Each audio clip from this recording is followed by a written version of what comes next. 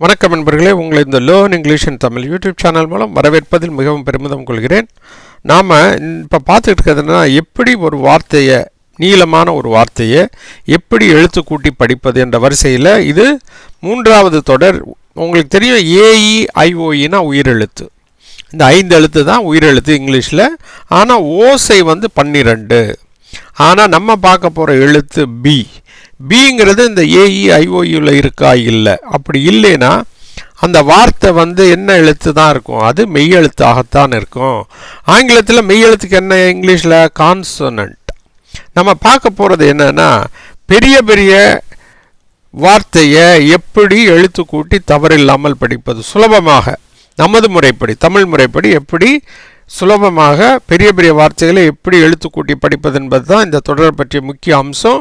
முழுமையாக பாருங்கள். இப்போ பாருங்கள், AEIOங்கிற 5 எழுத்து உயிரெழுத்து. ஆனால் ஓசை 12ன்னு சொல்லியிருக்கேன். அது எப்படிலாம் உச்சரிக்கலாம்? தமிழில் நம்ம உச்சரிக்கும் போது ஆனா, அவனா, ஈனா என்று உச்சரிப்போம். ஆனால் அதே ஒரு சொற்களில் வரும்போது ஆ, இ, உ என்று குறில் நெடில் ஓசையோடு உச்சரிக்க வேண்டும். அதே மாதிரி ஏபிசிடின்னு உச்சரிக்க மாட்டாங்க. ஏங்கிறன்னு வந்தால் அதை அ அல்லது ஆ. ஐன்னு இருந்தால் அதை ஐன்னு உச்சரிக்க மாட்டாங்க. இ.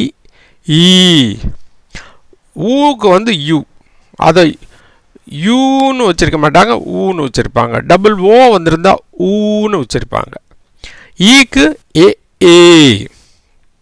ஐக்கு ஏஐ அல்லது ஐ. ஏஐன்னு எங்கெல்லாம் வந்திருந்தா அதை எப்படி தான் உச்சரிக்கணும்? ஐன்னு உச்சரிக்கணும். ஓக்கு ஓ தான். அவ்வுக்கு மட்டும் ஓயு, ஓடபிள்யூ, ஏடபிள்யூ. உங்கள் வார்த்தையில் எங்கேயாவது ஓயு, ஓடபிள்யூ, ஏடபிள்யூன்னு எப்படி உச்சரிக்கணும்? அவ்வுன்னு உச்சரிக்கணும். இது அந்த 12 ஓசைகளுடைய பற்றிய எப்படி உபயோகிக்கணுங்கிறது. அதே புள்ளி வச்ச எழுத்துக்கள் இக்கில் தொடங்கி இன்னும் வரைக்கும் எப்படி? இக்குக்கு கே, இங்குக்கு என்ஜி, இச்சுக்கு சிஹெச். அதே சிஹெச் இக்குக்கும் வரும். சாஃப்ட் சி, ஹார்ட் சின்னு சொல்லுவோம். அது எப்படிங்கிறது நான் ஏற்கனவே தொடரில் போட்டு விளக்கியிருக்கேன். ஆங்கிலத்தில் உயிரெழுத்து இருக்குது, மெய்யெழுத்து இருக்குது. அப்போ உயிர்மெய் எழுத்து இருக்கா? நிச்சயமாக இருக்குங்க. அது எப்படி வரும் அப்படின்னா, இப்போ KING, கேக்கு அப்புறம் ஐ வந்திருக்கு. ஐ AEIOயில் ஒரு எழுத்து. அந்த கேயும் ஐயும் சேர்த்து உயிர்மெய் எழுத்தாக படிக்கணும். இந்த ஒரு மெய்யெழுத்துக்கு அப்புறம் ஒரு உயிரெழுத்து வந்திருந்ததுன்னா, அந்த AEIO ஆகிய உயிரெழுத்து வந்திருந்ததுன்னா அதை உயிர்மெய் எழுத்தாக சேர்த்து படிக்க வேண்டும். இதுதான் ரூல். ரைட்டா? இப்போ பார்க்கலாம். இப்போ இந்த வார்த்தையை பாருங்க. BELEAGUERED.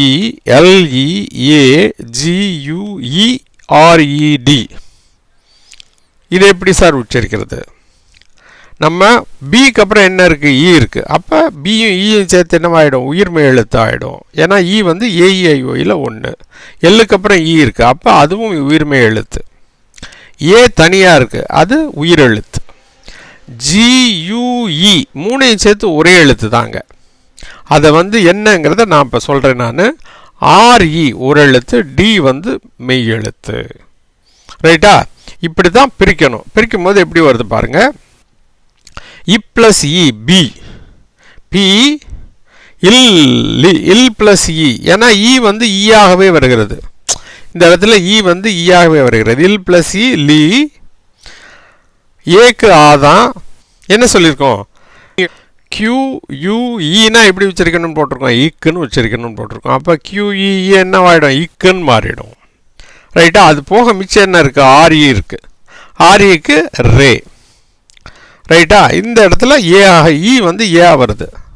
அப்புறம் டிங்கிறது தனி எழுத்து, ஆக புள்ளி வைத்த எழுத்தாக வருகிறது. எப்படி வருது பாருங்க. எப்படி வரும்? பில்லிகிரெட். பில்லிகிரெட் எப்படி வருது? பில்லிகிரெட் அப்படிங்கிற ஓசையோட வருது. இப்போ ஒரு படை ஒரு நகரத்தை பிடிச்சிருக்குன்னா பில்லிகிரெட் அப்படின்னு சொல்லுவோம். நீங்கள் ஒரு கடினமான சுச்சுவேஷனில் இருக்கீங்க அப்படின்னா பில்லிகிரெட்னு சொல்லுவோம். அடுத்த ஒரு வார்த்தையும் பார்த்துடலாம். இது என்ன?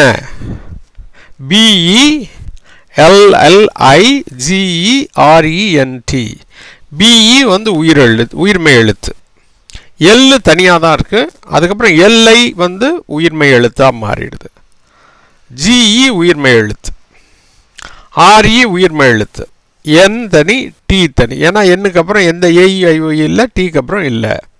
பிக்கு வந்து பி, எல்லுக்கு வந்து இல், எல்ஐக்கு வந்து லீ, ஐன்னா இ இல்லையா, பெலி. அப்புறம் ஜிஇ, ஜிஇங்கிறது இது இந்த இடத்துல இஜ்ஜாக வருகிறது, ஏன்னா சாஃப்ட் ஜியாக வரும் பொழுது அது இக்கா வராது, இஜ்ஜா வரும் அப்படின்னு சொல்லியிருக்கோம். இஜ் ப்ளஸ் ஏ ஜே, இர் ப்ளஸ் ஏ ரே, எண்ணுக்கு இன்னு, லாஸ்ட் என்னது இட், பெல்லிஜரண்ட்.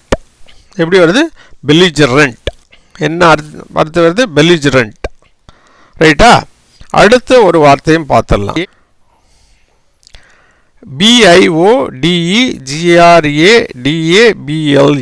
கடைசியில் வார்த்தையின் கடைசியில் ஈ வந்தால் அதுக்கு என்ன உச்சரிப்பு கிடையாது, ஓசையே கிடையாது அப்படின்னு சொல்லியிருக்கோம். வார்த்தையின் கடைசியில் ஈ வந்தால் உச்சரிப்பில்லை. இப்போ இது எப்படி இருக்குது, பிஐ வந்து ஒரு உயிர்மை எழுத்து, ஓ வந்து உயிரெழுத்து, டிஇங்கிறது உயிர்மை எழுத்து, ஜி தனியாக வந்திருக்கு அது மெய் எழுத்து, ஆர்ஏ உயிர்மை எழுத்து, டிஏ உயிர்மை எழுத்து, பி தனியாக வந்திருக்கு, எல் தனியாக வந்திருக்கு, ஏன்னா ஈக்கு உச்சரிப்பு கிடையாது. ரைட்டா? அந்த லாஸ்டில் இருக்க பிஎல் எப்படி வரும், பி வந்து மெய் எழுத்து, எல் வந்து மெய் எழுத்து. இப்போ பிக்கு பி தான், ஏன்னா ஐ வந்து ஐயாகவே வருகிறது இல்லையா, ஓக்கு ஓ. அப்புறம் டி இ வந்து ஈயா வருது இல்லையா, பயோ டி இக். அந்த ஜி வந்து ஹார்ட் ஜியா வருது, ஹார்ட் ஜியா வந்தால் அதனுடைய உச்சரிப்பு இக்காக மாறும். சாஃப்ட் சியா வந்தால் இஜ்ஜா மாறும், ஹார்ட் சியா வந்தால் என்னவா மாறும், இக்கா மாறும். ஆரியக்கு ரே டே சாரி ர ட, பிக்கு வந்து இப், எல்லுக்கு வந்து இல். எப்படி வருது பாருங்க, பயோடிகிரேடபிள், பயோடிகிரேடபிள் எப்படி வருது, பயோடிகிரேடபிள் அப்படின்னு வருது. இது எப்படி இருக்கு, BIOCHEMISTRY.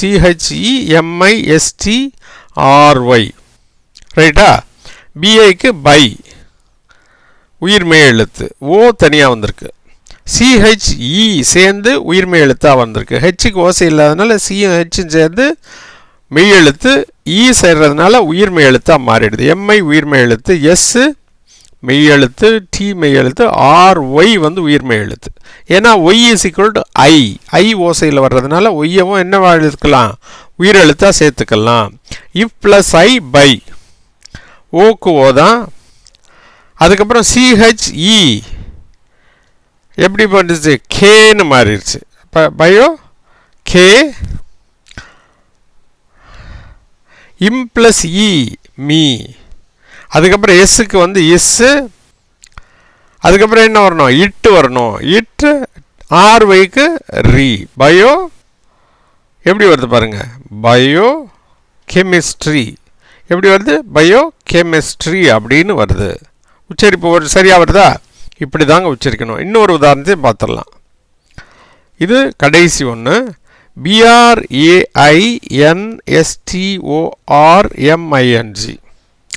பி தனியாக வந்திருக்கு, ஏன்னா அதுக்கப்புறம் ஆர் வந்திருக்கு, அதனால் பி வந்து இப்பா வருது.